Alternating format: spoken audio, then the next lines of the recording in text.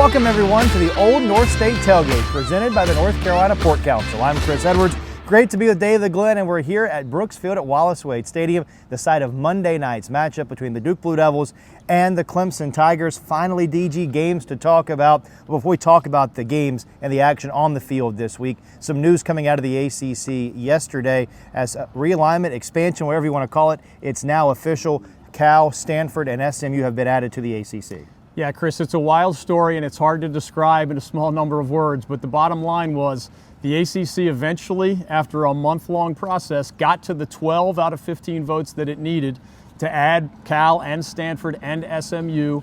There's a lot of reasons for that, and whereas the ACC's taken a lot of criticism for adding Pac-12 schools all the way out there near the Pacific Ocean to something called the Atlantic Coast Conference, or even adding SMU, which essentially bought its way into the ACC, as crazy as that might sound. The bottom line is that the majority of ACC schools, ultimately 12, know that there are flaws in this expansion. They are not blind to the downside. What they were trying to avoid was an even bigger downside, because they essentially saw the Pac-12 implode. And most of those schools had been together for literally more than 100 years. If it can happen to the Pac-12 over TV money reasons, there's at least a disaster scenario where it could happen to the ACC someday. In a sense, going from 15 to 18 minimizes the train wreck scenario possibility. So you have to keep that in mind as you're trying to sort out why this round of ACC expansion happened. And you and Mike Waddell did a great deep dive on this, and it's available now on the North Carolina Sports Network YouTube page. One final note or one final question on realignment before we move on to the action on the field. A lot was made about how this was not a unanimous vote. Does that have any sort of impact moving forward? I don't think so. There have been other ACC expansions that were not unanimous, but you make do with what you have. And we know the three schools that kept voting no. Florida State has been overtly upset about its ACC status quo. Clemson has been more quietly and privately screaming about wanting a greener pasture somewhere else if that opportunity came. And in our backyard, Carolina has been a pretty consistent and strong no vote.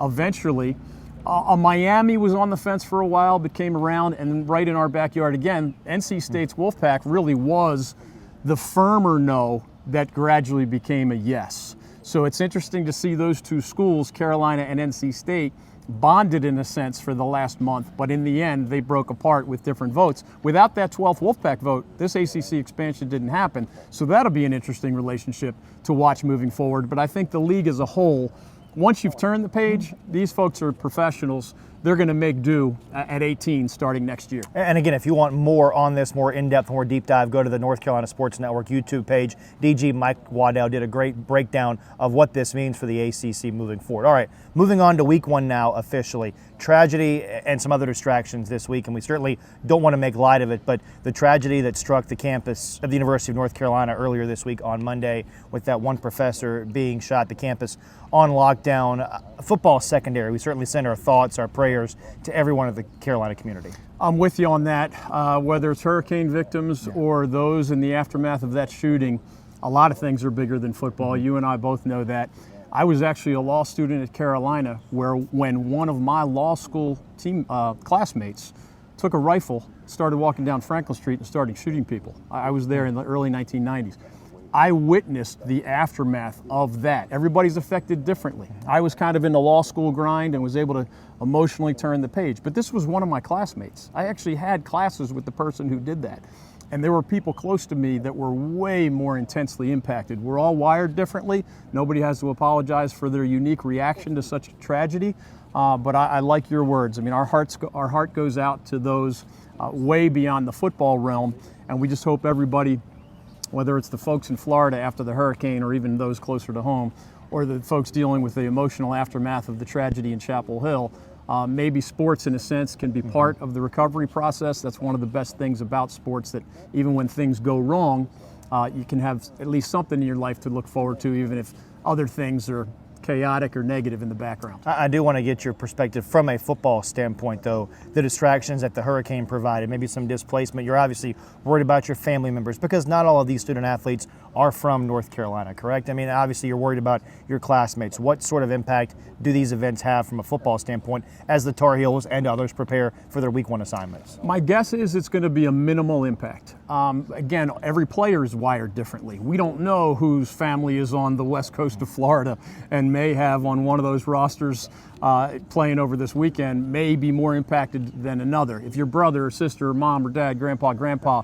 is intimately affected, that's going to be on your heart and on your mind. My guess is that 95% of these players, even if they're carrying a little emotion weight, when that ball is kicked into the air, we call it compartmentalization, right? For better or for worse, unless you're the most impacted by these situations. When the football flies, I'm confident that we're going to see what we would have seen even without these tragedies and distractions. Let's turn our attention toward football. 2 North Carolina teams, more than 2, but 2 that we're going to focus on now, have gotten their seasons underway. NC State on Thursday night. A sluggish start for the Wolfpack, led, I think, by 3 points at halftime, pulled away. They beat UConn on the road. Just your kind of quick synopsis of the Wolfpack's win on Thursday. Yeah, the short version is a win is a win is a win, Sure. right? Like if you go on the road and play somebody at the FBS level, as others are beating up on FCS opponents, I'll take the win, just as a starting point. Now, Brendan Armstrong was good with his arm, not great, very good with his legs as the Wolfpack's new quarterback. And the Pack's defense was mostly dominant. They gave up 2 breakaway plays in the running game that I'm sure they're not going to like on film.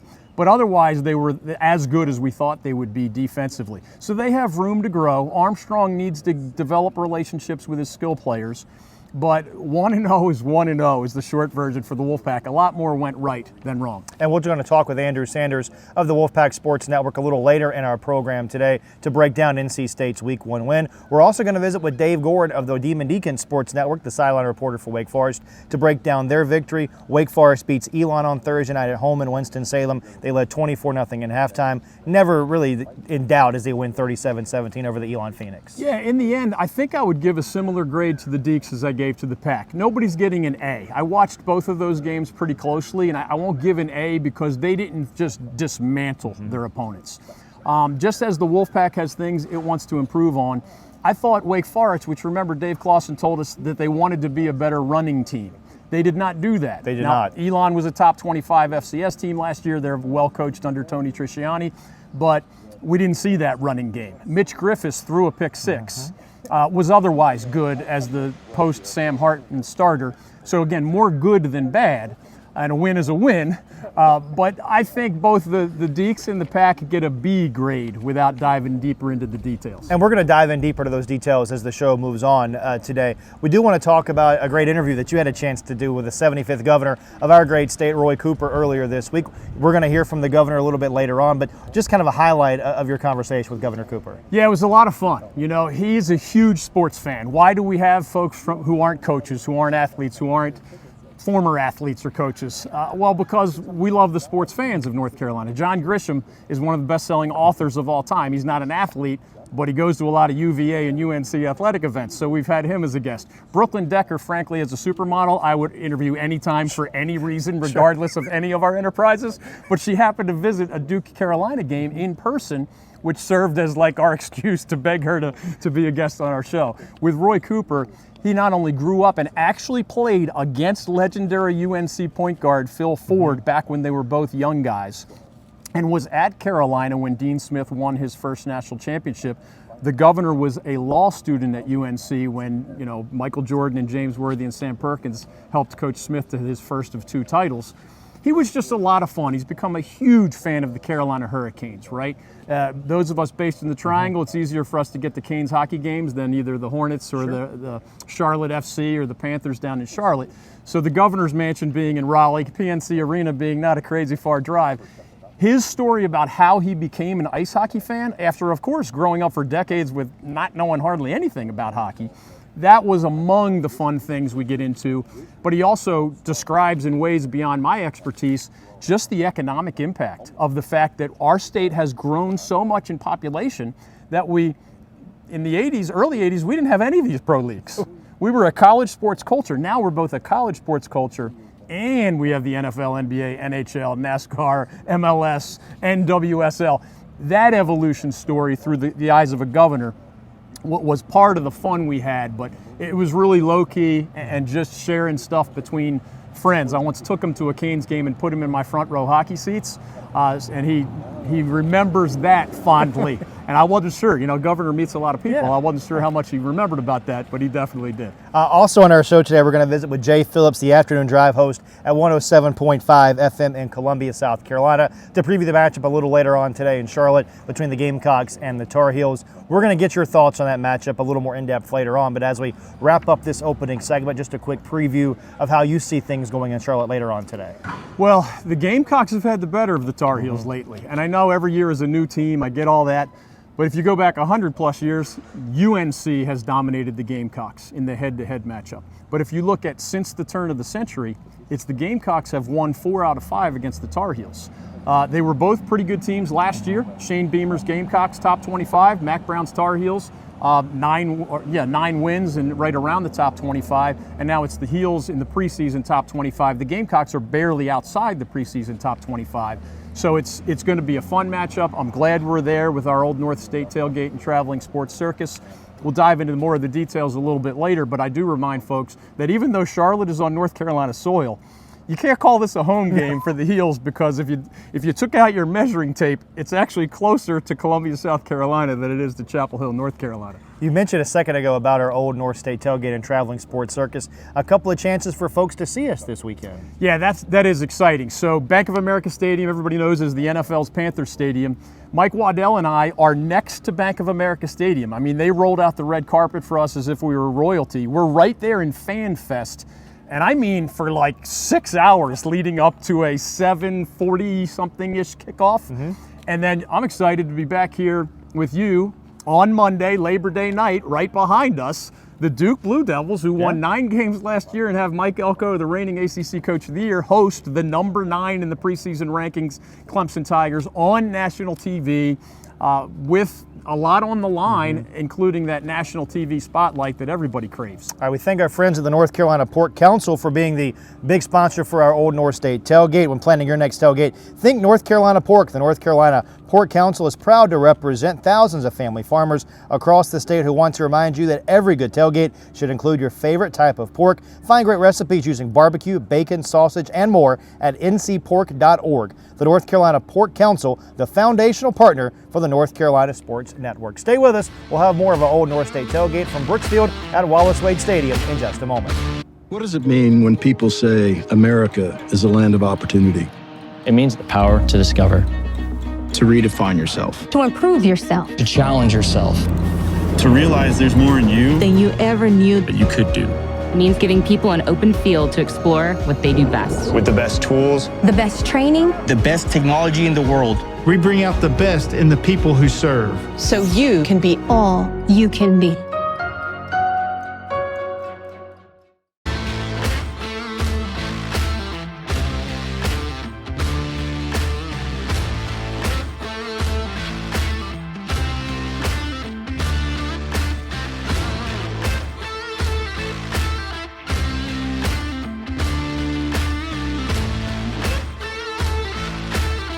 Welcome back to Brooksfield at Wallace Wade Stadium. Our Old North State Tailgate continues, presented by the NC Pork Council. I'm Chris Edwards, and now it's time to look back at some of the action already in Week 1. We visit now with Andrew Sanders from the Wolfpack Sports Network to talk about the Pack's big win over Connecticut in Week 1. About the game a little bit. State led 10-7, kind of a sluggish first half, led by 3 at the break, used that third quarter, pulled away. As you kind of reflect on Week 1 for the Wolfpack, what are your biggest takeaways on the win that State had up in stores on Thursday night? So, biggest takeaways, I think, is we got our first look at Brennan Armstrong in an NC State uniform, right? And he played awfully well. He was able to make the throws offensively. They kept things, I think, pretty simple for him. He took care of the football, which is always obviously a massive priority. And he was really good with his legs, whether that was something that they dialed up himself or if he just read the defense and it wasn't there. He was able to tuck it and run, avoid some sacks, and make some plays, and was able to run it in a couple times into the end zone. So I think we got to see that Brendan Armstrong is a playmaker, and that would be probably my biggest takeaway. And also, I think the defense outside of that first drive, which Coach Doran told Tony Haynes at halftime that it kind of as you would expect, right? Like UConn came out with a script, and it was something that NC State hadn't seen on film. It was something that they couldn't have been prepared for. They made some adjustments, and after that first drive, they had one long play. They had a busted play there with a 71-yard touchdown. But I think the defense, all in all, was pretty strong as well. I think we all thought, and I want to talk about Brennan Armstrong and the offense a little bit later, but I think we all thought coming into the season that Tony Gibson's defense was going to be the strength for this NC State team. Certainly appeared that was the case again last night. 273 total yards for UConn in the ball game, only 113 passing yards. Is that kind of what we expect NC State's defense to be? It's just going to be physical and fast to the football and limiting teams in their strength as the season goes along? Well, Coach Gibson has said that this is the fastest defense that he's had at NC State. So, yeah, I think that the speed is there. And obviously, this has been an elite defense the last couple of years where they've held opponents under 20 points on average for the season. And, this is college football. I mean, you look up and if the score's in the 30s or the 40s, you don't bat an eyelash, right? So for them to be that consistent over the last couple of years, and again, all things considered, last night you gave up 14 points. I mean, that's a tremendous defensive effort. And so, once again, they lost a lot of talent from last year. They lost some big names and some leaders on the defense, and guys like Isaiah Moore and Drake Thomas and Tanner Engel and Corey Durden. But there were some guys waiting in the wings. While some of the older players maybe used their COVID year, they've been in the program, they've been waiting their turn, and now it's their time. And they made some plays last night. And they really feel like they're very, very deep on the defensive line. And as you know, rotating those guys in can be huge and keeping them fresh. Yeah, let's talk about the defense a little more in depth. You mentioned the defensive line just a second ago. Do you feel like that's the position group that's the strength of this defense right now? I would think so. I think if you asked Coach Gibson, he would say that. He says it's the best defensive line he's had at NC State. So now Savion Jackson did not play last night. He was not dressed out. But, I mean, you've got Davin Van, you got C.J. Clark. They've got some impact transfers as well. And so Trevally Price played well last night. So I think the defensive line is probably the strength of this team. Or the defense, I should say, at least. Yeah, let's turn our focus toward the offense. Now, we talked about Brennan Armstrong earlier, and I want to dive into him in a second, but I want to talk about the running game as a whole. 209 rushing yards for NC State last night. Now, 96 of that, right, was from Brennan Armstrong himself, a couple of scores, but still 200-plus rushing yards. Held the football for 34 minutes in terms of time of possession in the game against UConn. I mean, for week one to rush it for 200 yards, and I realize maybe not trying to do too much. You don't want to show everything you've got in week one, but that seems to be a big step forward for NC State in terms of the running game. Yeah, and right, it helps, right, when your quarterback almost hits the century mark, right? So he was making plays with his legs, but yes, as a team, as you say, over 200 yards. And by the way, I mean, UConn's a team that returns a lot of talent as well, and they have a very good front four. So to be able to run the ball against them, the only thing I would say about that, Chris, and I know we're talking positives here, the Huskies did have 7 tackles for loss. So I think there were some time. There's certainly, and this is what you want as a coaching staff, right? You want to have some things to point to on film to improve, but you hope that it comes after a win, and that's the position that NC State is in, where they got the win in a road environment, and now they can look at the tape and say, hey, here's some things we need to clean up. Coach Doran said, hey, we have a lot to fix before Notre Dame, and I would think it's kind of – I was both very impressed with the rushing effort last night, and I think at times the line was really good, and Armstrong made some plays, and I think there's still some areas where, limiting the tackles for loss and maybe some short yardage situations, I think they can even be better in. And so maybe that's a even more positive sign that, again, it's just week one, right? So the old cliche is you make the biggest jump from week 1 to week 2, and that's what they're going to hope is the case this year because they got a big time opponent coming up in Notre Dame. Yeah, before we talk about the Irish, kind of wrapping up with week 1 against Connecticut, Brennan Armstrong, 17 of 26, 155 yards, didn't turn it over, no touchdown passes. We've heard a lot about Armstrong, right? The entire offseason. It's been, he's going to be the next guy, going to be the next guy. Did he take the reins and kind of establish this offense as his in week 1 against UConn? Yeah, he looked comfortable, right? He looked like you would hope he would look. He looked like a guy that's played in the ACC for a number of years. And I thought NC State was really good on third down. That's maybe where you can see some of that maturity. And offensively, they were better than 50%. They were 8 for 15. And I know we're talking offense, but on the other side of the coin, the defense, I got to shout out the defense because they got off the field. UConn was 4 for 12. So NC State won the game in that regard on third down, which is always so crucial. And to get back to your question, I think a big part of that is one, having a quarterback that's comfortable, but two, getting yourself into third and manageable, right? And when you can run the ball effectively, there weren't a ton of third and longs that Armstrong had to face last night. And so getting yourself into a good position. Chris, I know you like to play golf. So, when you put the ball on the fairway and then in the green or on the green, it's easier to two-putt, right? And so I think that would be kind of the analogy a lot of times for why they were able to be so effective on third down and, able to move the sticks. And overall, the offense, they were able to get up and down the field. Yeah, finding a fairway continues to be an issue of mine, getting off the tee. So maybe I should try to work on that too. Let's talk about week 2 now. You mentioned the biggest jump for a football team from week 1 to week 2. We talked about the tackles for loss that the offensive line gave up against UConn. Outside of that, what are the biggest areas NC State needs to clean up? Because I looked at it, only 1 penalty for 5 yards against Connecticut. That's maybe a sign. Week 1, you're going to have some more procedure penalties, just some flags. NC State seemed pretty disciplined on Thursday night. Yeah, very disciplined, right? And you can't do much better than that. I mean, 1 for 5, it was a false start, and it wasn't even on the offensive line. It was actually on a wideout. So can't do much better than that. Coach Doran was very pleased with that. And when you don't commit penalties and you don't turn the ball over, that's you're going to put yourself in a position to win games. So yeah, that's I think a really clear sign that this team was focused.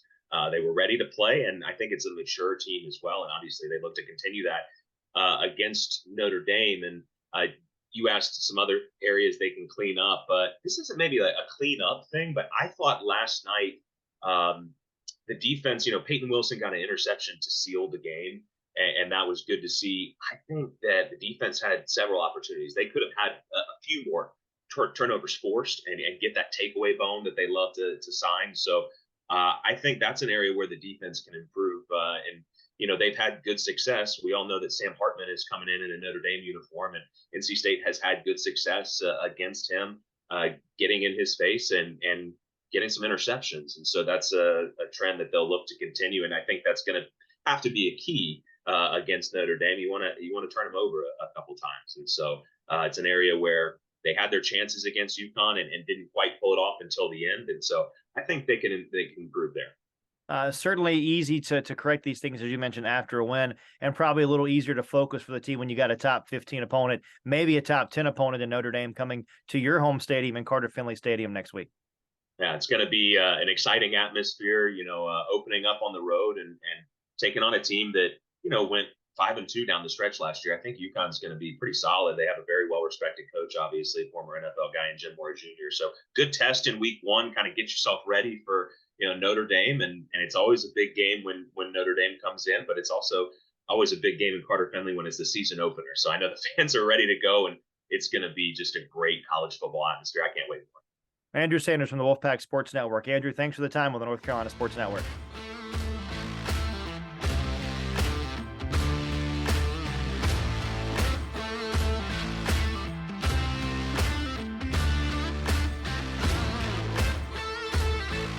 Welcome back inside Brooks Field at Wallace Wade Stadium. Duke hosting Clemson here on Monday night, but Wake Forest already 1-0. The Demon Deacons hosted and beat the Elon Phoenix on Thursday night in Winston-Salem. We had a chance to catch up with Dave Gordon, the sideline reporter for the Wake Forest Sports Network, to talk about the big 37-17 win for the Demon Deacons over Elon on Thursday night.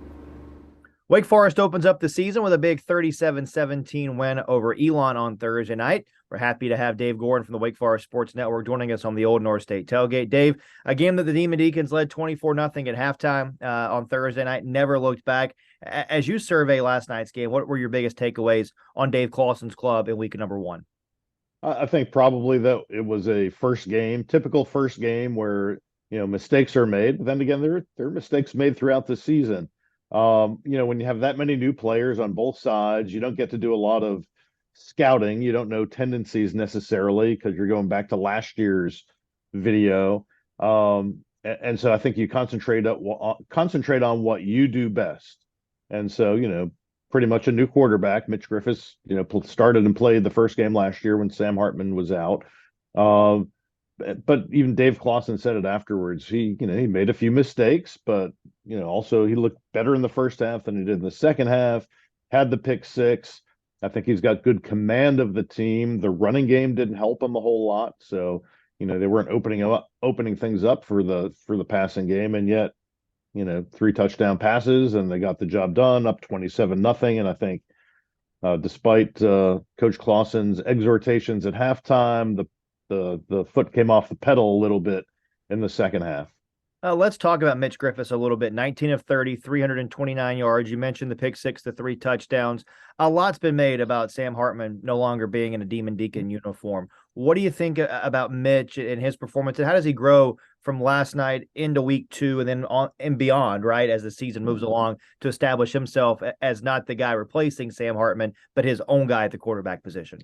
Yeah, I just think it's a matter of getting reps and getting used to the teammates. I mean, they know him. He's been there several years. He just hasn't started all the time and played a lot. But, he's a coach's kid. He's a film rat, so he's always looking. I talked to him at ACC Media Days in Charlotte about I could just tell. I had this feeling about him. I said, "How much sleep do you get every night?" And he said, "I go to bed about 8.5 hours before I want to get up." I said, "Do you have trouble turning your brain off at night?" Because he seems like one of those kids. And he said, "Yeah, I'm kind of ADHD."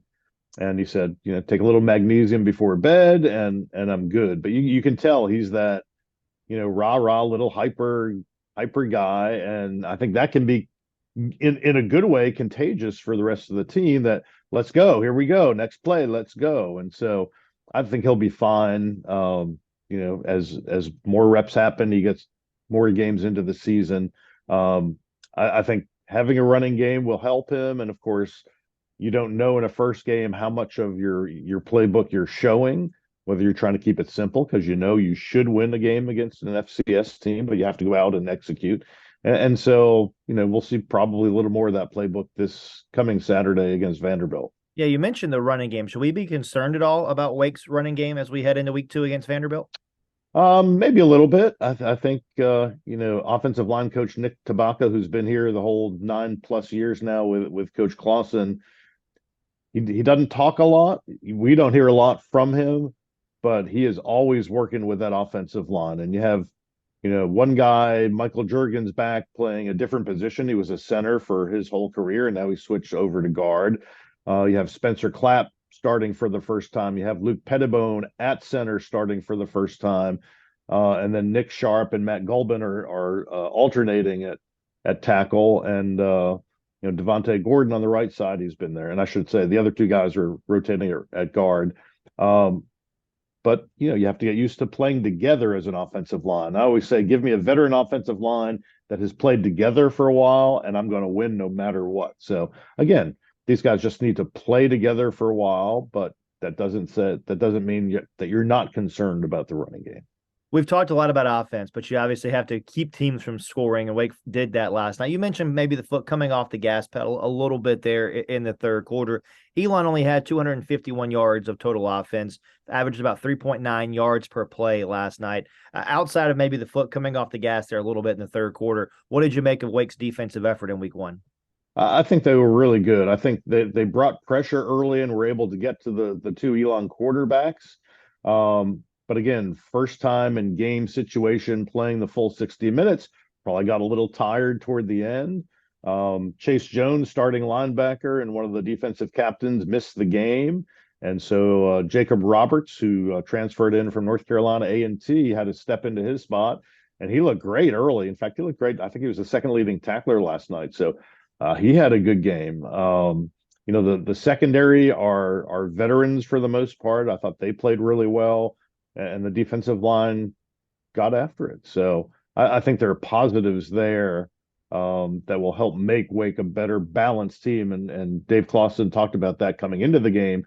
It's been so far offensive imbalanced that now it's probably coming a little bit closer to the kind of balance you want to see as a coach, because as you well know, Chris, if your offense is scoring every third play, your defense is spending a lot of time on the field, and that gets them tired toward the end of the game. So I think you definitely see improvement there. You have a couple guys who are out, Chase Jones and Jalen Hudson, who should be starting at defensive end. They lost Isaiah Chaney a couple of weeks ago for the season, who was supposed to start at the other end. But I think they have enough depth there that you'll see an improvement on defense this season. Yeah, I want to ask you about the depth because it certainly seems like with these guys out, whether it be for a couple of games or for the whole season, it's an opportunity for other guys to step up and to cultivate some of that depth. Are we seeing maybe the fruits of just how well Wake Forest has recruited and even gone into the portal to get some of these guys to make their defense better? Absolutely. And, they're very strategic about their portal shopping, if you will. It has to be an area of need. So Jacob Roberts comes in at linebacker. They may have been thin otherwise because Jalen Hudson, who I just talked about, started at linebacker last year and they moved him to defensive end. So you have changes there. They lost Ryan Smenda to the NFL draft. But yeah, that portal shopping has been very strategic. They don't take a whole ton of guys because they don't lose a whole lot of guys in the portal because people seem to enjoy not just playing at Wake Forest, but being a Wake Forest student. So really, really interesting to watch. And, I've been here now 35 years and have seen a lot of football in that time. And to see what Dave Clawson has built here in his 10 years now is pretty amazing. Same thing for that stadium, which was falling apart when I moved here in 1988. And now it's one of the neatest, intimate college football experiences in the country. Let's talk about week 2 as we kind of move ahead for Wake Forest. Vanderbilt on the schedule at home in Winston-Salem next week. There's an old adage in football with coaches that the biggest improvement comes from week 1 to week 2. We've talked about some of the areas of growth for Wake Forest coming out of this game. What do you see as the biggest thing Wake needs to improve on as they get ready for Vanderbilt and Winston-Salem on Saturday next week? I think just cut down on the mistakes they made, and certainly they'll have the time in the film room to do that, and they have a couple extra days because they played on Thursday. We'll see if the adage now for Vanderbilt is the biggest improvement is from week 0 to week 2, since they played Hawaii last week. They had a pretty good game there last year. Wake seemed to be in control most of the game and just didn't put it away until later in the game. But anytime you play an SEC team, even if it's the bottom of the SEC, you're taking a step up from FCS, as good as Elon did and played last night, I thought. You obviously want to see improvement in the running game. Defense, I can't find much fault with. They had the one bust on the long run, the 50-yard run play. But that was it. So just keep moving forward, keep playing. As I said, I think Mitch Griffiths will get better and just see that improvement in the running game. I'll let you go on this thought since we do focus on all of North Carolina here. Elon, an in-state foe. Just your takeaways on Elon with the Phoenix. Are they a team that can compete in the CAA and maybe for the FCS playoffs this year? I think based on the way they played last night, absolutely. They play hard. They didn't stop playing. And I think there's talent there. I think Coach Triciani has to decide who his quarterback's going to be or whether he's going to rotate as he did last night. And I think they have to spread out the offense a little more. They were pretty heavily relying on Mr. Brayboy last night, and he seems to be one heck of a player. So, you see guys like that in a first game, and then you start following them through the rest of the season. I'm interested to see how much he produces for them, and then how they can improve as the season goes on in FCS. Dave Gorin of the Wake Forest Sports Network talking Wake Forest football. Dave, thanks so much for the time on the North Carolina Sports Network. Anytime, Chris. Thank you.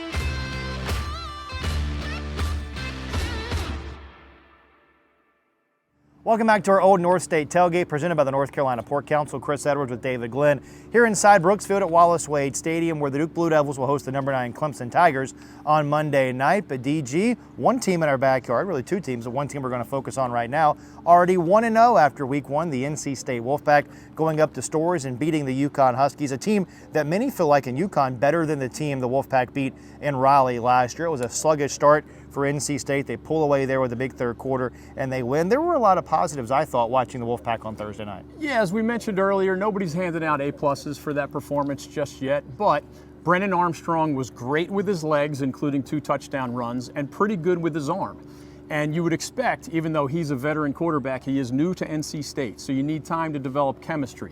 The Wolfpack is usually good at the line of scrimmage under Dave Doran. They've got that hand in the dirt mentality. They've sent a lot of offensive and defensive linemen into the NFL. So the question to me is, can Jordan Houston or one of the other running backs emerge as more than a nice player? They're good players, but if you want to be a special team, you need some special skill players. Can Kevin Concepcion, the young wide receiver who looked good against UConn, most freshmen take a little while to get fully comfortable and certainly to develop chemistry. They're both new to NC State, right? Brennan Armstrong. Maybe by midseason, the Armstrong-Concepcion connection is truly great after starting well. Those are the things that I'm going to be watching, because for the Wolfpack to have what would only be the second 10 or more win season in the history of the program, they can't just be good. They've had plenty of 7, 8, and 9 win seasons under Dave Doran. To be great, to be 10 or more wins, they need to develop more of that offense. They need to stop those explosion plays on defense. Peyton Wilson was overall great at linebacker and others, but there were 2 plays, both went for touchdowns, one for more than 70 yards, where there was what our high school football coaches would have called an unfilled gap. Yes. And that's asking for trouble against any opponent. So there's room for growth. And you may know the schedule off the top of your head better than I, Chris, but coaches aren't allowed to look forward. We are. Sure. It's part of our job. Yeah. I know Notre Dame's not going to be easy. I'm not delusional, right? But if I'm an NC State fan and I look at this next stretch of games, I don't think there's any reason to believe that the Pack can't be 5-1 by mid-October when they travel here to Duke, and then they have an open date before some harder games later. If you get to 5-1, that's a heck of a start, if you're healthy especially. And I'm not assuming they're going to lose to Notre Dame. That win, just take care of business against UConn, sets yourself up for the possibility of a really outstanding first half of the season. Before we dive deeper into Notre Dame next week for the Wolfpack, I want to talk about the NC State defense for a second. They did give up those 2 explosive plays. Tony Gibson is the longtime defensive coordinator for NC State. He has said in the preseason this is the fastest defense that he's ever coached and the best defensive line that he's ever coached. When you look at NC State, kind of a 2-part question, A, is the defense the strength of this Wolfpack team as we get going? And B, is that defensive line the strength of that defensive unit? Yes, it's the strength of the team for sure. I think the strength of the defensive unit starts with the line but continues with the secondary. Aiden White would be on the short list of the better cornerbacks in the entire ACC. Peyton Wilson would be on the short list of the better linebackers in the entire ACC. They're good there, even though they just left. They lost 2 really good linebackers that were next to Peyton Wilson a year ago. But up front, Savion is a beast. And did not play Thursday night. Correct. So that's going to be an upgrade when he is available. Devin Van's a really good player that they like a lot. And they just don't get pushed around, the Wolfpack. So the sky is the limit. The schedule is all the Wolfpack's toughest games, at least as I see them, are going to be at Carter Finley Stadium, including Notre Dame. So take care of business against UConn. Try to stay healthy and just get better week to week, as eventually, not just Notre Dame, but down the road, the competition will get tougher for the Pack. A final nugget from Thursday's win for NC State. Typically, you see some mistakes that are maybe uncharacteristic of a football team in week 1. To me, those usually come in the form of penalties, motion penalties, false start penalties, holding, what have you. The Wolfpack against UConn penalized 1 time for 5 yards. Hey, and I probably was too light about how the Wolfpack dominated defensively. So that's mental discipline, which Dave Doran typically does a good job with. Stay out of the penalty box, as hockey coaches would say. That's been most years part of the Wolfpack's framework as well. But that toughness at the line of scrimmage, I know you mentioned the explosion plays. They matter, of course. But in terms of just how that game unfolded, the Wolfpack was the better team at the line of scrimmage, period. And they knew whether they were going to win by 28 or by 14, they knew they were the better team. That starts at the line of scrimmage. And that is where, at least that's one of the building blocks, as usual, for Dave Doran and NC State this year. And we talked with Andrew Sanders about this too. The Wolfpack home opener on Saturday. Right now, as we talk, a team that's in the top 13, could be a top 10 Notre Dame team coming to Carter Finley for the home opener on Saturday at noon. your home opener doesn't take a lot to get fired up for that, but I imagine you don't have to do a lot of motivating when Notre Dame is the team across the way. Well, you might be able to correct me on this because I've seen a lot of football games over a lot of years, but I believe when I saw Notre Dame visit NC State most recently, and I brought another version of my tailgate tour there, I truly sent my staff home because the weather was dangerous. It was a hurricane. It was a hurricane. And we don't mean a Carolina hurricane. It was dangerous. It was. My tents were floating away. You know, I actually had Carolina Hurricanes cheerleaders as part of my team back then. And I was like, ladies, I'm not being responsible for your pain or death or destruction. So you're off the rest of the day. And that game, you remember, just swarms of human beings would slide in the water on the field 15 yards after somebody makes a tackle in some kind of a scrum. I just hope we get to see actual football because what that was last time Pack and the Irish got together in Raleigh, I know it was technically football, but the weather prevented it from being what we like to see in terms of competitive football. Funny enough, I think that was the 50th anniversary game of Carter Finley Stadium that day too. How about that? That's the way to celebrate in style, I guess. Should be a lot of fun in Raleigh next week. Wake Forest 1-0. We're going to talk about the Demon Deacons a little bit more in detail coming up. But our pal Mike Waddell had a great chat earlier this week with Danny Morrison, the executive director of the Charlotte Sports Foundation. Obviously a huge game in Charlotte tonight between the Tar Heels and the Wolfpack. And that interview, you can find it now on our North Carolina Sports Network YouTube page. And it's presented by Sport Clips. Sport Clips is like no other place you've ever gotten your haircut. Sports everywhere, TVs everywhere, playing sports, and guys, the smart stylists who know how to give you the haircut you want and the haircut you need. You don't ever need an appointment. Walk-ins are welcome, and you'll walk out feeling like an MVP, guaranteed.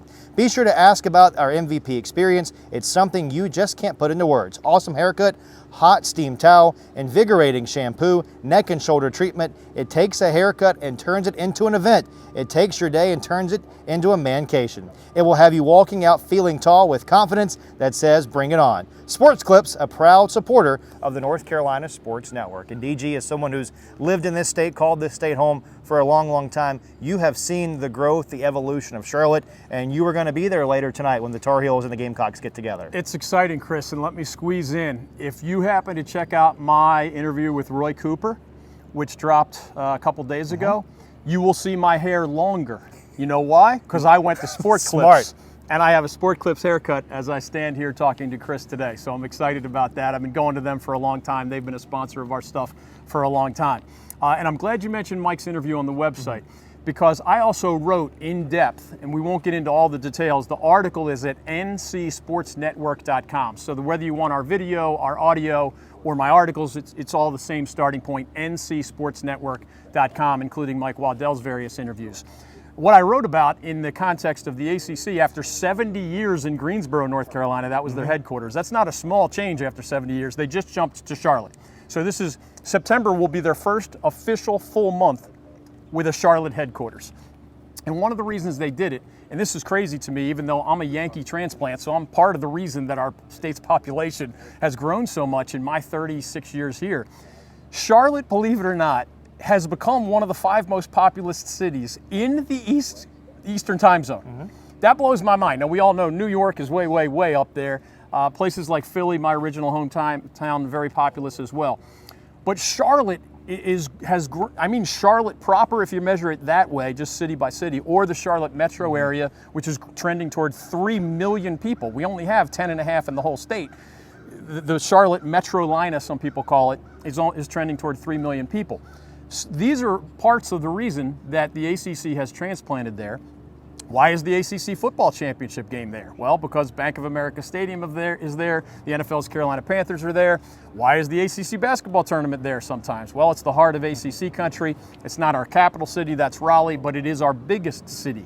And it's the one that we didn't have the NFL 40 years ago, right? Now we have the Panthers of the NFL, thanks to Charlotte. We have Charlotte FC of Major League Soccer, thanks to Charlotte. We have the Hornets of the NBA, thanks to Charlotte. And we have other great things. I mean, NASCAR calls basically the greater Charlotte community home. If you'll read my article at ncsportsnetwork.com, you'll see it's not just these made-for-TV games like the Gamecocks Tar Heels that we're going to be there for.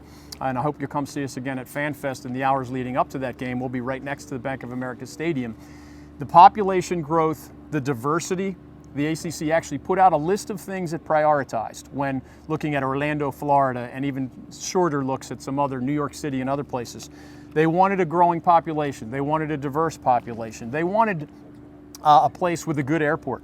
As crazy and maybe petty as this sounds, people in Syracuse, New York, and Charlottesville, Virginia, and Louisville, Kentucky, and Tallahassee, Florida, they didn't like the complication of getting to Greensboro, whether it was for the ACC tournament or the ACC headquarters. Charlotte has a massive international airport. Charlotte also has, you know how many Fortune 500 companies are located in Greensboro, North Carolina? Not that Zero. many, yeah. There are, I think, almost a dozen in and around Charlotte.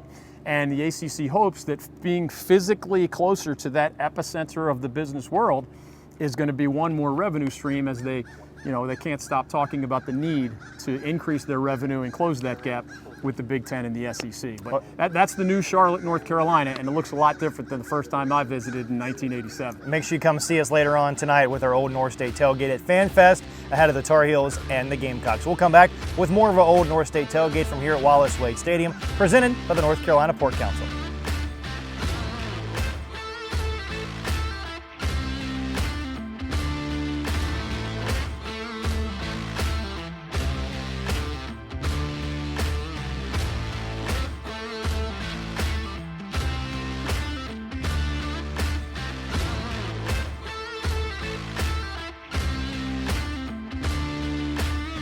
Welcome back to Brooks Field at Wallace Wade Stadium on the Duke campus, where the Blue Devils get set to host the Clemson Tigers on Monday night. It's the Old North State Tailgate presented by the North Carolina Port Council. Chris Edwards, David Glenn. We promised it to you earlier, and now we're going to go into a little bit of a deeper dive here with the Wake Forest Demon Deacons. Thanks to Dave Gorin for his time a little bit earlier to recap that win for the Demon Deacons over the Elon Phoenix, 37-17. DG Wake led that game big at halftime, 24-0 at the break. They never looked back. A lot of really good things for Dave Clawson's club in week one. For sure. Wake's defense started that game where Elon literally had negative yardage after the first several series. I mean, it was 3 and out, 3 and out, 3 and out. When you play an FCS team, even a quality FCS team, Elon top 25 a year ago under Tony Trisciani, you're expected to dominate at least in some phases of the game, and the Deacons absolutely did that defensively. Their new quarterback, Mitch Griffiths. This is a league with lots of QBs that have started 12, 20, even 30 games at the college level. Mitch Griffiths had started 1 prior to this year. Sam Hartman, of course, his predecessor, now with the Notre Dame Fighting Irish that's on its way to NC State. Mitch Griffiths was good. He threw a pick 6. You know that's not going to be graded well.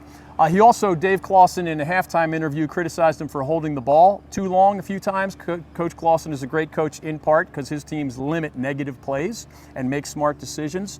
So Mitch Griffiths, maybe gets only a C+ or so, but they believe in him. As Coach Clawson told us in the preseason, he's not going to be the reason that the Deacons don't get where they want to go, if they don't get where they want to go. So great signs on defense, good-ish signs from Mitch Griffiths. And then for those who didn't see the game, Jamal Banks is a big-time wide receiver. Has been, is again. There's a guy named Wesley Grimes who caught a touchdown pass. He's from Millbrook High School in Raleigh. Shout out to my children's alma mater. And Cameron Height is a good tight end who caught a long, many tight ends aren't quite versatile enough to catch the long touchdown pass and be good blockers.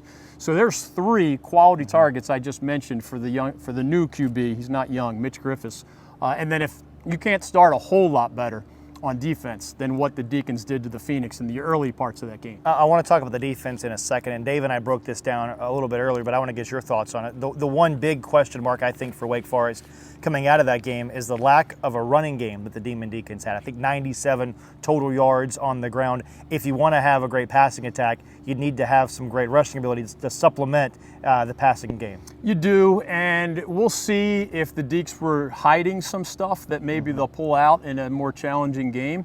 We'll see if Mitch Griffiths can be part of the solution himself in the running game. But what they wanted to see against Elon was one or more of the running backs along with the offensive line break out, and that just simply did not happen. So there's room to grow for all of these teams, especially after week 1. But I think the good outweighed the bad. There's going to be great competition at running back and on the offensive line when you don't do what you wanted to do against Elon in those areas.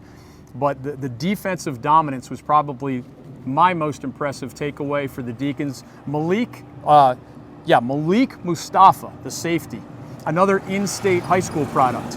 is an absolute stud and an all-ACC candidate.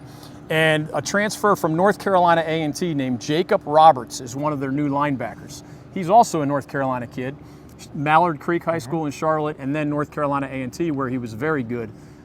Plugged right in, and he's playing at an ACC level right away. So, as with the Wolfpack, more good than bad, but room to grow. And I think for the defensive aspect for Wake Forest, that's something they were lacking in the last couple of years. Wake putting up points every 2, 3, 4 plays. Your defense gets tired. Maybe that's the reason you're seeing Wake win games 60-59. Yes, we've seen some shootouts with the Demon Deacons, and I don't think that's Dave Clawson wants to win primarily, but I don't think that's his preferred way to win. And as you brought up with the Wolfpack earlier, the possibility of a really nice mid-season record. One last thing from me about the Deacons. They have Vanderbilt at home, a trip to Old Dominion, Georgia Tech at home, and then an open date. So you take care of business as you're supposed to against Elon. It is not hard to imagine the Deacons being 4-0 as they visit the Clemson Tigers at Death Valley on October 7th. I know, again, coaches and players aren't allowed to get ahead of themselves. We are. But I see optimistic records for both the Pack and the Deeks at midseason after some not great but good starts on Thursday night. And you get the Clemson Tigers after an open week too, a chance to get healthy, a chance to get ready, an extra week for Dabo Swinney's plotting and scheming and all that good stuff that coaches love so much. You know, they treat extra practice time in those open weeks as if gold, right? They're reaching for those golden nuggets, and they feel like they send a more prepared team out there when they have that extra time. All right, speaking of the Clemson Tigers, they're going to be here at Brooksfield at Wallace Wade Stadium on Monday night to take on Mike Elko and the Duke Blue Devils, another one of those primetime TV matchups, 8 o'clock on ESPN. We're going to be here with the Old North State Tailgate and hope that you'll come by and see us as well. Let's dive deeper into this Duke-Clemson matchup. Kind of first, a 30,000-foot overview as you kind of dissect Blue Devils and Tigers on Monday night. One thing that's funny to me as a guy who's covered the ACC for literally decades at this point, I used to just expect everybody to play everybody each year. Now, when you go from 8 members to 9 to 12 to 15 to 18, I of course, soon to be 18, I of course knew that not everybody plays each other twice in basketball, once in football anymore. But I was shocked by the numbers.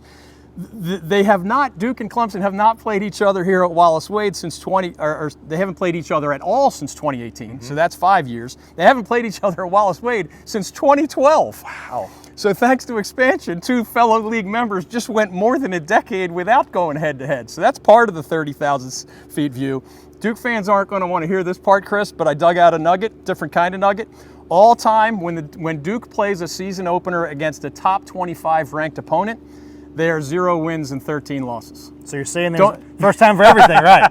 As Lloyd Christmas might say, Jim Carrey, channeling his Lloyd Christmas, so you're telling me there's a chance. Saying there's a chance. And you know, with that in mind, in all seriousness, what we know about the 2 quarterbacks, not what we think, not what we're guessing. We know that Riley Leonard of Duke is a really good quarterback. Now, we think Cade Klubnik of Clemson is, but the guy's only got 1 career start. If somehow Duke got off to a good start on Monday night, does Dabo Swinney, much less you or I, really know how Cade Klubnik is going to react to that? All we know about him is he was a great high school player. When he was asked to be great against the Tar Heels in the ACC title game, he was. Cade Klubnik was the MVP against Carolina as the Tigers trounced the Tar Heels in Charlotte in that ACC title game. But the other part of his resume, when he was asked to follow up that MVP performance against UNC, he and few others on Clemson's team were any good against Tennessee in that bowl loss. So what do you see? Who knows? The talent is there, and he's surrounded by talent on both sides of the ball. But in the quarterback matchup, if I'm Mike Elko, I believe I have a more proven commodity that I know how he will react to good things, bad things, and everything in between. If I'm Dabo Swinney, I hope I know, but I don't really know in a national TV game on ESPN on the road against a team that won 9 games last year in the Duke Blue Devils. Let's dissect the defensive matchup. Now, obviously, both of these teams had nice defenses last year. The Blue Devils, a 9-win team. We know how good Clemson's defense has been historically. Where do you see as the biggest challenge for the 2 offenses against these 2 defenses? I think Duke's job against Clemson's defense is going to be a lot harder than Clemson's job against the Blue Devils defense. The irony of Mike Elko's great rookie year, rookie in air quotes, he's been around forever, but this was his maiden voyage as a head coach. He's a defensive genius. There's no doubt about it. Ask anybody who had him at Wake, Notre Dame, Texas A&M. universally Mike Elko is celebrated as a great defensive mind. When I watched the Blue Devils play last year, I thought they were a better offensive team than they were a defensive team. And a lot of those guys are back offensively. So I think the Devils have more talent on offense, including, some pro prospects. On the defensive side of the ball, I think it's a little more of a guessing game. And so it's going to be Riley Leonard, the more proven quarterback, going against, loads of talent on that Clemson defense, starting at the line of scrimmage, but all the way through the back line. Whereas Cade Klubnik, I think he's going to see some holes. He's going to have a chance to build some confidence, because whereas Duke has, Dwayne Carter's a stud of a defensive lineman, I'm not sure in that starting 11 or the depth behind them. I don't know if Duke's defense is going to be enough to keep up with that Clemson offense. I could be wrong, and for Duke fans, I hope I'm wrong about that. But there's a reason Clemson has won 7 of the last 8 ACC titles and are one of the favorites to do so again this year. Kind of the last thought on this matchup, for me, you brought it up a second ago, if one team gets off to a fast start. How important is the start for both of these teams in a game like this where there's going to be a lot of fans here at Wallace Wade Stadium? I think it's ginormous more for how Clemson reacts. Duke has, I believe it's 19 starters back if you count offense, defense, and specialists. That's a lot of starters returning. So it's an experienced team. If something bad happens early, they're not going to freak out. And they're home. They've got their crowd behind them.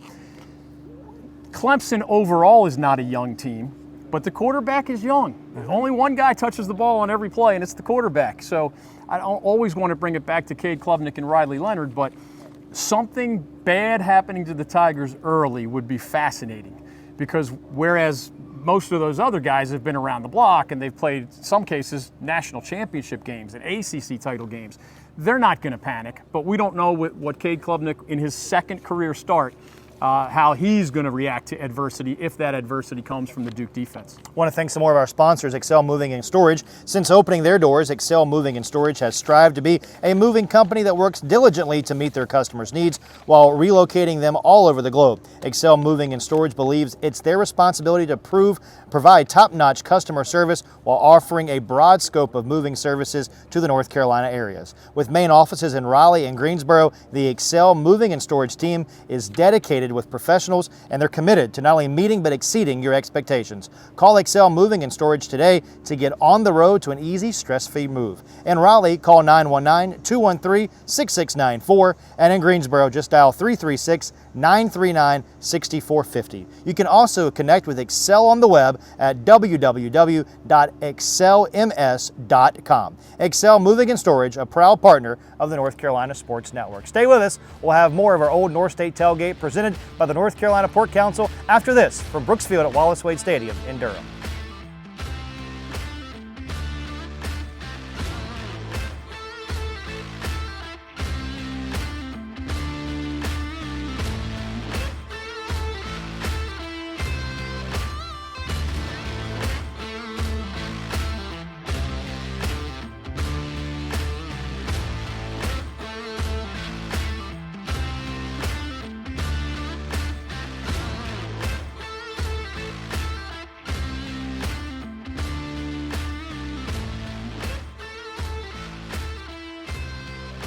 Welcome back to our Old North State Tailgate. We're here at Brooksfield and Wallace Wade Stadium where the Blue Devils and Clemson Tigers will get together on Monday night in a nationally televised game. We also want to thank the North Carolina Pork Council. The North Carolina pork industry plays an important role in supporting rural communities across our state. The pork industry contributes more than $10 billion a year to our state's economy and supports more than 44,000 jobs, primarily in small rural communities across eastern North Carolina. Learn more at ncpork.org. The North Carolina Pork Council, the foundational partner of the North Carolina Sports Network. Back here at Brooksfield at Wallace Wade Stadium, time for our Big Four games this week. This is presented by Excel Moving and Storage and DG. Several of our teams have already played. The Tar Heels and the Gamecocks play tonight. So we're going to talk about 3 games that'll kick off later today on Saturday with some teams in our state. Let's start ECU at the Big House taking on Michigan at noon. Can the Pirates use some of that Appalachian State, North Carolina magic at the Big House today? We should both give them heaping teaspoons full of that magic because they're going to need it. The Wolverines are ranked number 2 in the preseason polls. Jim Harbaugh will not be there, and part of his staff will not be there because of some NCAA violation issues. You know that I'm a believer in Mike Houston. And it's going to be fun to see how they look in the Mason Garcia era, their new quarterback with Holton Ahlers now in the NFL. We know it's an uphill battle. We know it's an extreme uphill battle. But we also thought that when App State visited Texas A&M last September and somehow shocked the Aggies in front of 93,000 people. Do I think it's going to happen in the Pirates case? Of course not. But App State once went to the Big House famously and put up one of the greatest upset victories literally in the history of college football. They did it as an FCS team, as you know, and Mike Waddell remembers. No, I don't think it's going to happen, but it's going to be fun to see how they do. All right, game 2 that we're going to talk about, speaking of the Mountaineers, in Boone, Appalachian State hosting Gardner-Webb. Gardner-Webb upset-minded as they go to Boone. The Mountaineers looking to take that next step after kind of an up-and-down season last year. Yeah, and that's such a rich tradition at App State. Most of us remember the Mountaineers as a 3-time national champion. That's not too long ago under the legendary coach Jerry Moore. More recently, Sean Clark, remember, had a good first year as App's head coach, former offensive lineman there, former assistant coach there. Very good first year, very good second year, and then they dropped to 6-6 last year. My daughter's a senior at Boone. I can tell you everything feels better, sounds different, tastes different when the Mountaineers aren't winning big in football, even here now at the FBS level where they are one of the best programs in the Sun Belt Conference. They just didn't look that way with their record last year. I think it was only the second non-winning season for the Mountaineers in 3 decades. So Sean Clark needs to point that arrow back in the right direction, and I think he'll get that started against Gardner-Webb. All right, last game we're going to talk about before the big one in Charlotte later on tonight. NC Central, the defending HBCU national champs, they're at home to start their title defense, if you will, against Winston-Salem State. Yeah, Trey Oliver has built a monster there, and he has a fascinating quarterback who is on the NFL's radar. He's a 4th-year starter, which you don't hear as often in an era of transfers and people turning pro early.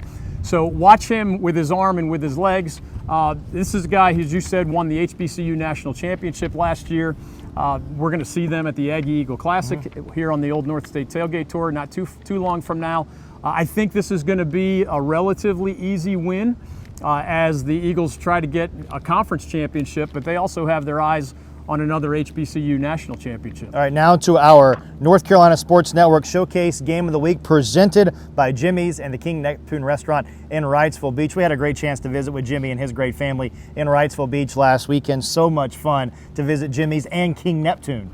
We did. I mean, that meal, I had something called lobster pho, and it was incredible. Also some fantastic red wine. So thanks to Jimmy Gleason and his amazing wife Keaton, they took great care of us. Jimmy's bar is right next door there. So we did the show at Jimmy's and truly could just waddle next door and enjoy an unbelievable meal.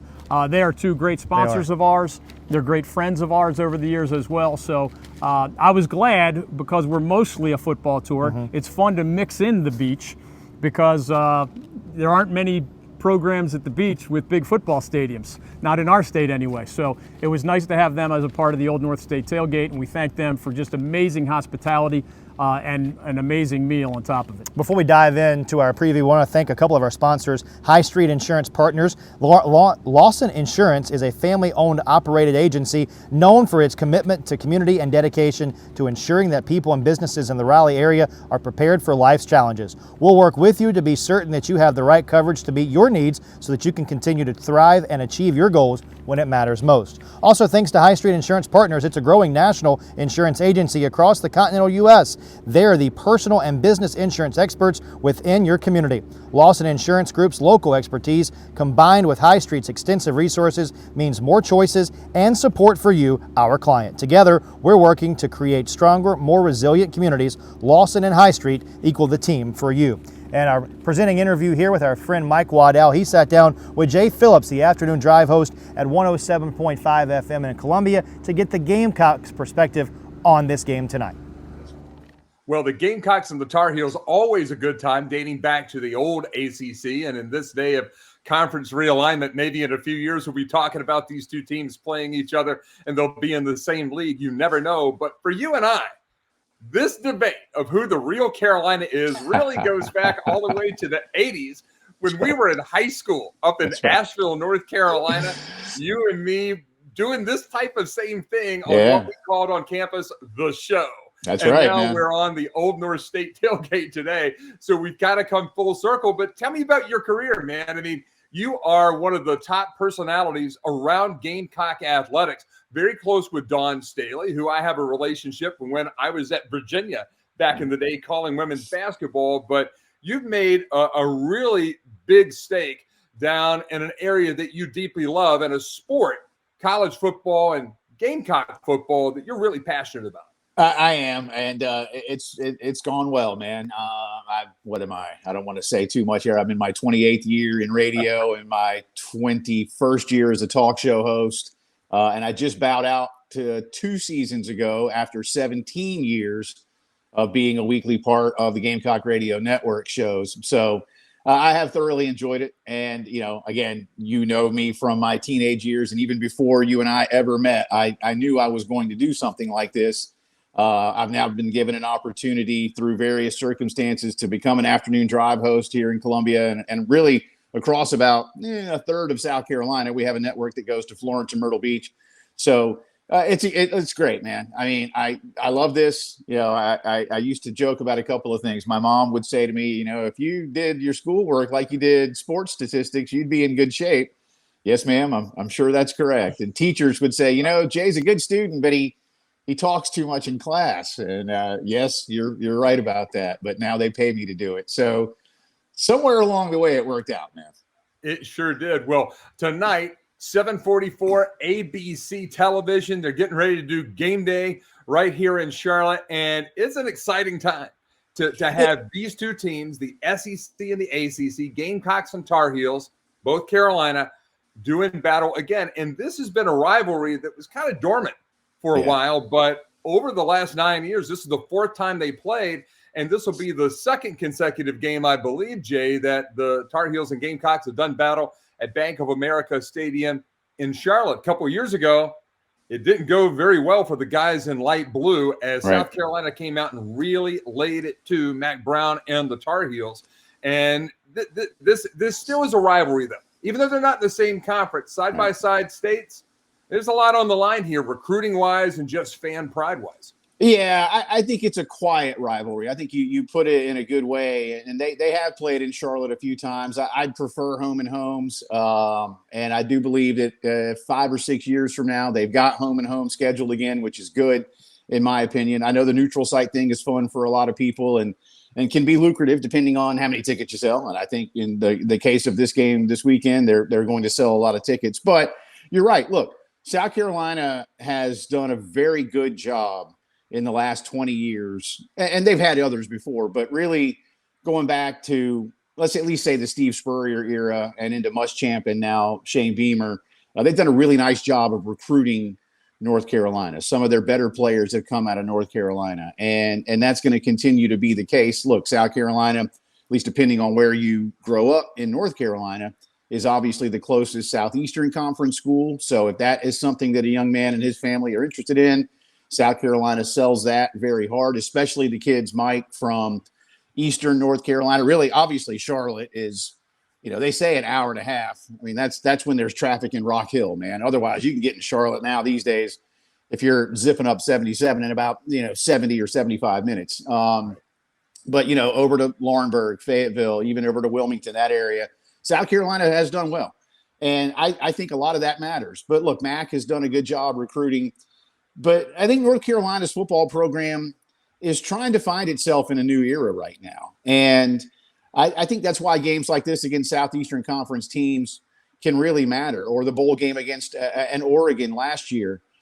You just alluded to the conference realignment situation. I almost started to shift the word realignment and replace it with consolidation, because I think that's what we could be looking at here within the next decade or so. And where is North Carolina going to fit? I've said before, if you look at the state of North Carolina and compare it directly to the state of Georgia, there should be a lot of fans in this part of the world that should be glad that Frank McGuire and Dean Smith worked in Chapel Hill, because if you replace them with, I don't know, say Bear Bryant and Vince Dooley, North Carolina would be one of the football powers of the United States. I firmly believe that. There are so many kids up there. You're from North Carolina. You know it. High school football is tremendous in North Carolina. But it's a basketball school, right? A basketball school, air quote. So there's talent. And I think there is a want to. And when I was a little kid, when you were a little kid, North Carolina was a top 10 program. But, for a variety of reasons, it's not there anymore. So games like this become, I think, really important for what Mac or his successor will want to do in a new era. You got to win these games, and you got to get the kids, man. It's, excuse me, it's college sports. You know that very well. This is all about the kids. If you have the players, you'll win games. We're talking with Jay Phillips of 107.5 The Game in Columbia as we get ready for tonight's North Carolina-South Carolina matchup and the Dukes Mayo Classic right here in Charlotte at Bank of America Stadium, 7:44 airtime on ABC. And you're tuned in right now to the Old North State Tailgate. Jay, let's talk about Shane Beamer. He's the head coach now at South Carolina. As you said, he's taken over after a number of different coaches, and he really does seem to have found his way. But earlier this week, he's a little hot under the collar, Jay. Yeah. Maybe it was getting ready for the hurricane. The tension's going up, but he was hot under the collar at the effort by the Gamecocks in practice. Does that coach speak motivation, trying to get his guys pumped up to play this game tonight? I do think the majority of his message in his Tuesday press conference was directed toward his players. And I did a little digging around that. It feels like there was just a moment or two in practice that didn't go well. And look, it can be like a lot of things in life, Mike. Everything can be going along swimmingly. One little hiccup along the way can turn a good day into a bad day. And I think that's what happened, excuse me, with Shane on Tuesday. I think they've settled into what they want to do. Look, school had just started. Does that matter? Maybe. Yeah. Hurricane prep in Columbia. Does that matter? Maybe. But these kids are so regimented. I just think he needed to make sure that the spark stayed lit, the fire stayed lit underneath them, because this is a big game. And I think Shane recognizes that. In his first ever game, season opener, it was Eastern Illinois, a AA school, or FCS, whatever you want to call it. I'm old.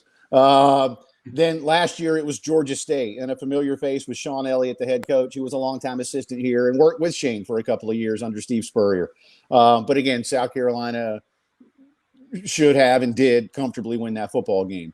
This one, they're an underdog. This is a neutral site. This is Mac Brown. This is North Carolina. This is bragging rights. There's a lot at stake. And some Gamecock fans were disappointed that they weren't ranked in the preseason. North Carolina, obviously, around number 20, 21. I don't really pay attention to that, Mike, but fans do. And my message, to those who were disappointed was really simple. Win the game, you're ranked. Then you got Furman, and then you go to Georgia. So, if you win against North Carolina, you'll be ranked going into Sanford Stadium. And if that's what matters to you, well, it's easy enough. And I say that in jest, go win the football game. So that's what he's looking at. This is bigger than the typical opener.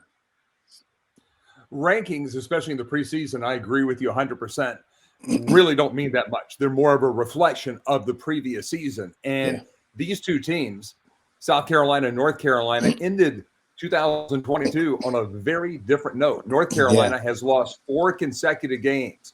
Georgia Tech, the rivalry game with NC State, the ACC championship game in Bank of America Stadium here in Charlotte against Clemson, and then against Oregon in the Holiday Bowl out in San Diego, whereas the Gamecocks got hot towards the end of last year. I mean, a pair of top 10 wins, absolutely crushed Tennessee. This is a program that seems to have found that their footing, and a lot of the focus comes not only on their Netflix quarterback, Spencer Rattler, the former Oklahoma quarterback, but also, as you and I were talking earlier in the week, this defense has fortified itself into a pretty bone-crushing unit across the middle. They have. Defense has numbers now. I'm curious, anxious, whatever label you want to place on it, to see how they play tonight. And because listen, you got Furman, and then it's Georgia, Mississippi State, and Tennessee, all three with very high-powered offenses. So this Gamecock defense, and of course Drake May tonight. This is so these are 4 really big tests for this defense in the first 5 weeks. And I'm not trying to discount what Furman might do, but we all get that. Let me take you back to last year, and you mentioned that the uptick with Tennessee and Clemson. There were times last year under Marcus Satterfield, and look, Marcus is gone. He's now working with Matt Rule at Nebraska. Marcus is a smart offensive coordinator, and I've talked to a lot of people around the program about this. But I don't know that he was the best in-game play caller and game manager. And there were times, I think, when Marcus, and I think this bug bites a lot of assistant coaches and play callers around football. I've got my playbook. I've got my system. I've come up with these plays. We've run these plays in practice. Therefore, I'm going to call these plays in a game. And Marcus even admitted a couple of times, Mike, and it was refreshing but troubling all at once. He mentioned in a couple of games that Carolina lost, I kind of lost sight of who was on the field. And, that raised alarm bells for a lot of people. And I'll take you to an example of the game against Texas A&M. South Carolina had yet to beat A&M in conference play. And we're on their way maybe to losing again last season here in Columbia. Marshawn Lloyd, who's now a tailback at Southern California, but was Carolina's tailback the first few seasons of his career, had 3 touches in the first half. And Shane Beamer was on television at halftime. I forget which reporter, but he was angry. And, we know later that he went into the locker room. I'm not saying he blessed anybody out. Long story short, Marshawn had 17 carries in the second half, and South Carolina went on to win the football game by controlling the ground game. And from that point on, the reason I tell you that is Shane Beamer began to take what we have joked about a little bit on our show as the Denny's menu and just began to move entrees off. And I joke when I say this because if you love the salmon at Denny's, then good for you. But most people aren't going to Denny's for the salmon. Most people aren't going to Denny's for the T-bone. Again, I'm sure they're fine products. Shane told Marcus, take the salmon off the menu. Take the T-bone off the menu. We want pancakes. We want bacon and eggs. And I use that analogy on purpose. They just, here's what the guys can do. And, put the ball in the hands of our playmakers, Marcus. Don't just call a play to call the next play. And it began to work, Mike. And look, the Tennessee game, man, I think South Carolina early on just punched Tennessee so hard in the mouth that the Vols did not know how to react. And a lot of people have said, well, Hendon Hooker got hurt. Listen, Hendon Hooker got hurt in the fourth quarter, and by the time he got hurt, South Carolina, I think, was up 17 or 21 points. I don't know that a healthy Hendon Hooker throughout the fourth quarter brings Tennessee back that day. And then you go to Clemson. Early trouble. Spencer Rattler threw 2 interceptions in the first half. One of them was ugly. But the South Carolina offense settled in. The defense didn't allow Clemson to score the final 20 minutes of the game, and the confidence began to grow. And even against Notre Dame, when Marshawn Lloyd had decided to leave and did not play, Jaheim Bell had decided to transfer to Florida State and did not play. 2 of your best weapons on offense didn't play in that game. South Carolina threw the kitchen sink at them. In my personal opinion, if South Carolina had gone to that game under Will Muschamp, Will might have decided to run 3 times up the middle and just not get anybody hurt, not worry about it till the next year. Shane Beamer wanted to win the game, Mike. And I say that to illustrate his impact on this program. They tried trick plays, and they were hanging around. Ultimately, Notre Dame was just too good at running the ball against the defense that had been hit by injury and a couple of other transfers on the defensive side. Not to make an excuse. Notre Dame was better that day. But that was if I can say it this way, it was a good bowl loss because it showed fans and it showed players that this coach wanted to win, that he was going to do everything he could to get guys in position to win the game rather than just go, let's get to spring ball and see what happens. And that's translated to where we are. Shane's fingerprints are now all over this program, and he's enthusiastic. It catches on. It's viral, as the kids would say. He has really re-energized this fan base, and I think South Carolina football is better for it. Now, once again, what do we have to do in sports? You got to go win games. We're talking with Jay Phillips of 107.5 The Game. This is the Old North State Tailgate. I'm Mike Waddell. And Jay, as you talk about last year, South Carolina and their bowl game, good loss, as you say, to Notre Dame in the postseason. It was also Notre Dame that kind of gave the blueprint to North Carolina's slide last year. They beat the Tar Heels in Kenan Stadium. And then whatever Notre Dame found out under then first-year head coach Marcus Freeman translated into that 4-game slide, at least in part, towards the end of the year. And like South Carolina, there is now a new offensive coordinator in North Carolina. Phil Longo gone to Wisconsin. and right into Chapel Hill comes Chip Lindsey. And the word on the street was that Mac Brown didn't want to see Drake May throw the ball 50 times a game because just perhaps it became a little bit predictable. It also put Drake May at great risk behind an offensive line that coming into tonight will be under its third straight coordinator, or third straight offensive line coach in 3 years. So now North Carolina has a new offensive set. What are the Gamecocks expecting from the Tar Heel offense? They know that Drake May is a great quarterback, but the running backs, they have some potential. The wide receivers may be strong on the transfer look. No Josh Downs over there. What are the Gamecocks expecting for the Tar Heels? Well, I heard Clayton White, South Carolina's coordinator, mention those very things, and Clayton gave Drake high praise, as he should. I think Drake May is a tremendous quarterback, and I do believe he will be a top 10 NFL pick. He's the modern prototype, and Clayton compared him to Josh Allen. Maybe not a direct comparison, but in terms of, Drake's a big boy. He can run. He's not necessarily – I don't think it's fair anymore. We got to be careful, in my opinion, in college football with the term dual threat. That said, if I'm not mistaken, Mike, Drake May in tonight's game is the leading returning rusher for both teams. So take that for whatever it may be. He's running for his life last year, Jay. Well, maybe so, yeah. But he got positive yards out of it. So there's that. And and if you think about college football taking quarterback sack totals off of quarterback's rush numbers, what were the actual numbers? Because he did get sacked a few times. I mean, the kid can move, and he's big. He's hard to bring down. So I think you're going to see him running. And to that point, this could be, again, if a quarterback is a leading returning rusher for both schools in an opening game, it may be a bit of an indictment on their run game. It could also mean departures. And for South Carolina, again, their top tailback would have been back, but he's now at Southern California. So, look, I expect Drake May, and I know this sounds cliche or too generic, to do Drake May things. What Chip Lindsey does with him. Chip comes from a system under Gus Malzahn that I've joked for years is called hurry up and run. It is a high tempo offense, but Gus Malzahn likes to run the football. So how does Chip translate Drake's arm, which can be a cannon at times, into that system? By the way, quick aside, I hope Wisconsin fans understand what a forward pass is now that Phil Longo is going to be there. Wisconsin, not very Alvarez ball anymore. No, they're like, what is this thing in the air? I didn't know they did that. But anyway, so I expect Drake May to be in control of this game.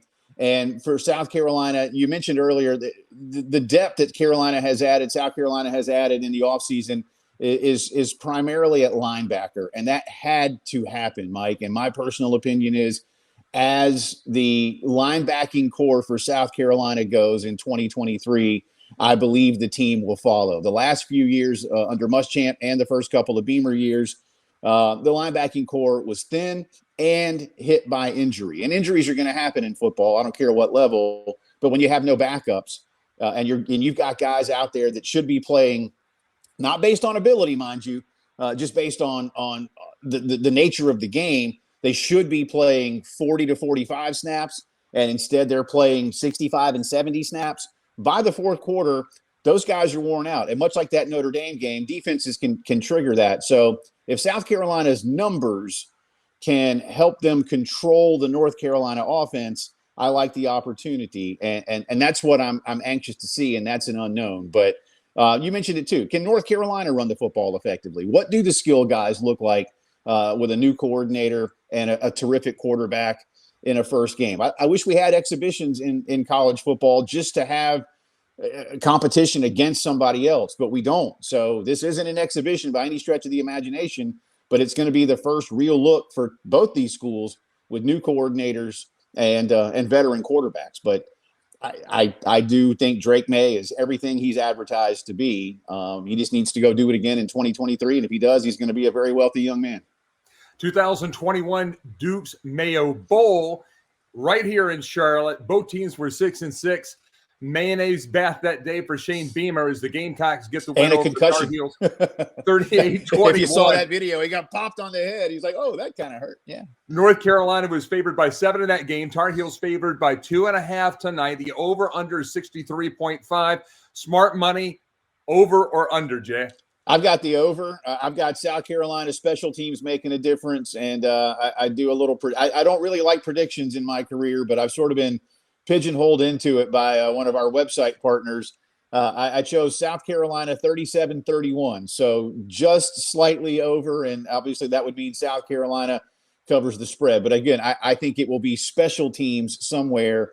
Shane Beamer and Pete Limbo, special teams coordinator, love whether it's trick plays or just finding something in special teams to make a difference. I think that's what it's going to be. And listen, that Duke's Bowl, Mike, a couple of years ago, you hit it 6-6 teams. Most people are just like yawn. That game meant so much to South Carolina. I've never seen a low level bowl game mean more.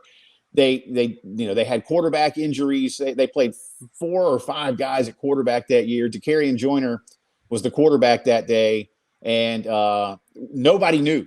Seriously, I mean, they did in today's world, the South Carolina football program did an amazing job of hiding the fact that Takarian Joyner was going to be the quarterback, and he was a true dual threat.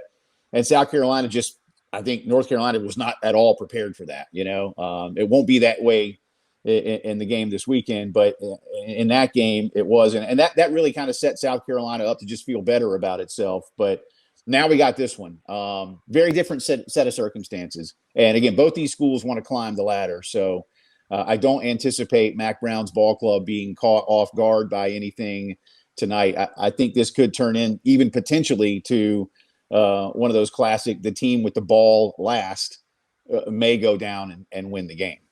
Got to be a lot of pressure on North Carolina with that closing out 4 straight losses last year. You don't want to go back to Kenan Stadium next weekend to play Appalachian State that is already hot after losing that crazy, Techno Bowl shootout that they had last year. I still can't believe that game. What a great game that was. Yeah, North Carolina doesn't want to be 0-1 no. going back to Boone, because then they have Minnesota coming in after that. Yeah. So a lot of preseason hype on the Tar Heels, maybe a little bit of pressure. Unfortunately, both campuses this week having to deal with things that are just not even fathomable. The shooting on the North Carolina campus earlier in the week, and then the hurricane midweek there in Columbia, really impacting Columbia more than Chapel Hill and Raleigh, but still forcing teams inside. So amidst all the challenges, these two teams finally get to do what the fans want to see tonight at Bank of America Stadium. ABC national television audience, 7:44 p.m. The Tar Heels and the Gamecocks. And Jay Phillips of 107.5 The Game in Columbia, thank you so much for joining us here on this first full college football game day of 2023. You bet, man. It's been a blast. Good to catch up with you again. We go way back, and I am glad we are talking about and playing football, Mr. Waddell. It's about time. So long.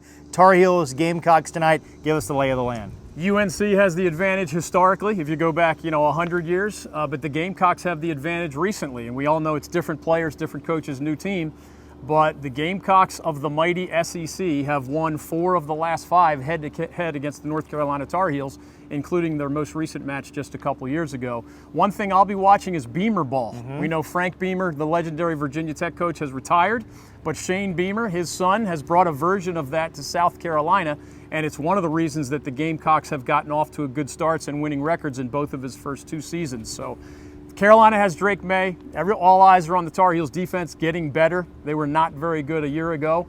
So it's going to be a fun matchup. I think both fan bases are going to be well represented. And for those who are more familiar with our in-state teams, remember that the Heels have Drake May. The Gamecocks have a guy named Spencer Rattler who has done really good things at Oklahoma and South Carolina in recent years. That guy lost his starting job at Oklahoma to a guy named Caleb Williams, who's now at Southern Cal and the preseason favorite to win the Heisman Trophy. So it's when you're number 2 to that guy, it shows that Lincoln Riley saw enough to coach him as a starting QB at one point, so he's become a good player on his way to great for the Gamecocks as well. Do you feel like both these teams enter the matchup tonight with chips on their shoulder? Yeah, for sure. You know, the Gamecocks are tired of being that second tier in the SEC. They've had plenty of years where they win 7 or 8 games. They want to be better than that.